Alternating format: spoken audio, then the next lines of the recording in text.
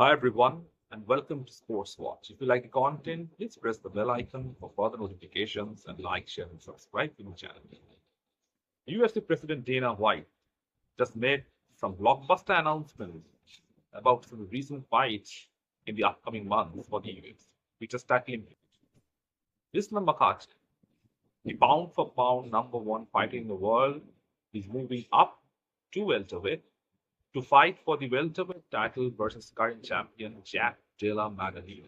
The time, date, and place is yet to be ascertained, but the negotiations seem to have been finalized, and the fight is going to take place at some point later this year.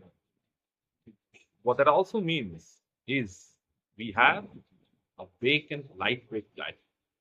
Yes, Islam Makhachev is vacating his lightweight title. So Ilia Topuria and Charles Oliveira will fight for the vacant lightweight title at the main event of UFC 317 on June 28th on International Fight. Topuria had already stated that he was fighting for the belt at June 28th, and his camp had already begun. Now it was left to the UFC to save some of the embarrassment and make that announcement official. Topuria had already been promised that he will be fighting for the belt. That was one of the main bargaining chips for his vacating the featherweight title. And now he will be fighting for the lightweight title. Islam Makhachev had stated in his tweets that he would like to defend both belts simultaneously. Now, with him vacating the belt, it's quite clear that those tweets were not probably done by him and were done by his manager Ali Abdelaziz. All these things were actually pre-decided. Everyone was waiting for the outcome of the Bilal and JDM fight. Hunter Campbell had made up with Islam's team in that build up to that fight, in that fight week. And if Bilal was to win, then Islam would have faced Ilia Topuria for the lightweight title. And if JD was to win, which he did, Islam would move up and fight for the welterweight. So it's more or less guaranteed that both fighters, Topuria and Makhachev, will be going for double champ status. Now, that's an interesting proposition because Ilia Topuria has some kind of bargaining chip from the UFC. That's what you get if you defeat Max Holloway and Alexander Volkanovski in consecutive fights, and that too by knockout. And it's not beyond him to knock Charles Oliveira out of it. If he manages to do that, it will probably be three of the best knockouts and finishes by any champion in UFC history. And Charles Oliveira does get hit in every fight against every elite fighter that faces. Oliveira gets hit. And if Ilia Topuria connects on you, chances of him knocking out Charles Oliveira is pretty high. Now, Ilia, he will be facing Oliveira. That will also be his first fight at lightweight. It is also going to tell how he is going to look at lightweight. He has not faced anyone at this weight class. All his performances have been in the featherweight division. And we have seen a long-standing champion in Volkanovski.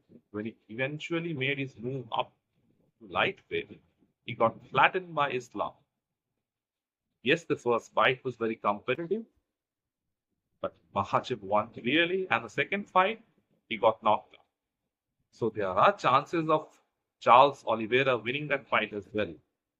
Because Charles is a veteran of the game and he is a great fighter himself. And he goes for the finish. He takes risks. He can finish you on the feet or he can submit you. Ilia has stated lots of things in the build-up to this fight, how he represents the next generation of fighters. And ever since this fight was announced, he has already apologized to Charles Oliveira by saying that he is pursuing his dream of becoming the lightweight champion, and it's only a matter of time that he is 17-4.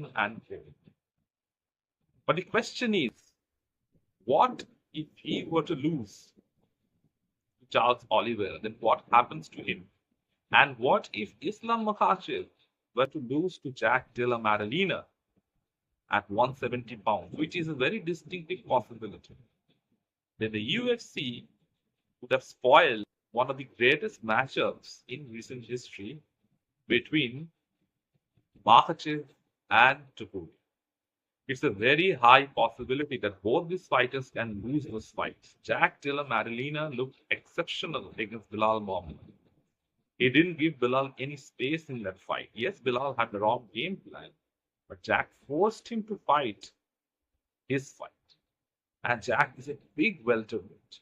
Islam is moving up to welterweight, which is his first fight at welterweight. And the fight is yet to be announced. That means he has a significant amount of time to put up some more weight. But if he is not able to take Jack down, then Maddalena will finish Makhachev.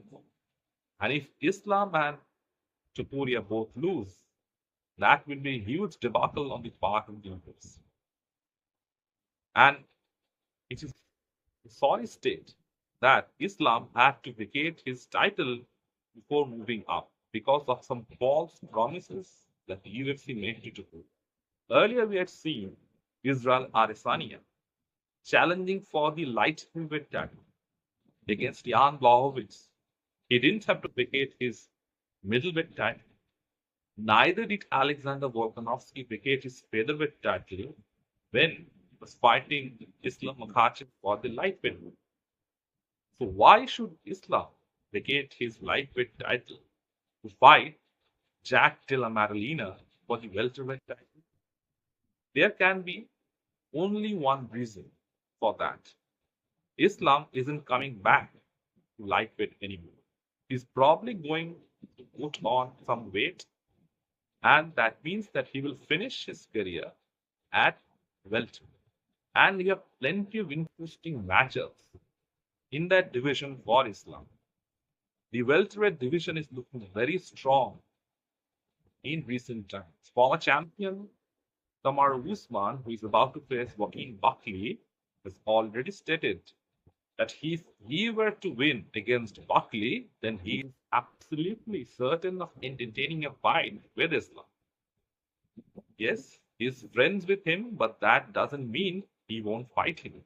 Then you have Ian Gary, who is always up for a challenge to fight Makhachev. Then you have Sean Brady, who is an elite grappler himself. You have the boogeyman of the entire division, Shavkat Rakhmonov, who is injured at the present moment and whose style matches up perfectly with Makhachev. The welterweight division is on fire right now. And with Islam's entry into that division, it will make it even more competitive. And it will probably be its most competitive in many years. Another fight, another main event that just got announced by Dana White was Dricus du Plessis defend his middleweight title versus Khamzat Chimaev at the main event of UFC 309. That is a blockbuster. If anyone ever wanted to see a proper fight between two extremely nasty individuals, then this is it. That first round between Chimaev and du Plessis might be one of the best rounds in the UFC history. This fight was supposed to happen for quite some time. Dricus injured himself, otherwise probably it would have taken place at International Fight Week itself. But then it got pushed back by a month, and we are finally having what everyone wanted. Khamzat is finally fighting for the belt. And this is a fight between two bulls. Neither one of them is going to take a backseat. Unlike many people, Dricus du Plessis has always wanted to fight Khamzat Chimaev. He's ready for the challenge, and du Plessis It's as strong as the counter. It's the unstoppable force versus the immovable object. Everyone in the UFC is probably waiting for this fight more than any fight else. Khamzat has an aura about him. He hasn't been finished. He has finished everyone except Gilbert Burns. And he has finished them with ease. His last fight with Robert Whittaker was the perfect example.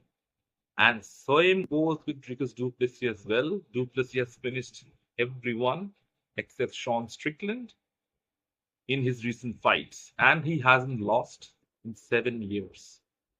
So when these two collide eventually, it is going to be absolutely barbaric. No one is going to give an inch. Stylistically, it's one of the most intriguing matchups you will ever see. Either of two things will happen. Either Khamzat will absolutely maul him in the first round, or DDP survives that first round and then finishes Chimaev sometime later in the fight. Khamzat doesn't finish DDP in the first to second round, then it will be a nightmare for him. Because we know one thing, Khamzat Chimaev does slow down in his fights, and if Gilbert Burns can cause problems, Dricus du Plessis is definitely going to give him much greater problems because DDP is bigger and much more stronger than Burns. And he is willing to test his strength against Chimaev. He has said famously that he's going to prepare for a war. And he is letting Khamzat take him down and see what he can do to him. That's more of by play rather than reality, because if Chimaev were to take him down, then chances are he can get submitted. But what if he can't take him down? Then DDP is absolutely going to ragdoll him. Du Plessis only gets stronger as the fight progresses. And his last fight, couple of fights, he has looked extremely impressive. He has looked stronger, fitter, and meaner. That's the most anticipated fight in UFC in the recent times. Let me know in the comment section what you feel. And if you like the content, please like, share, and subscribe to the channel.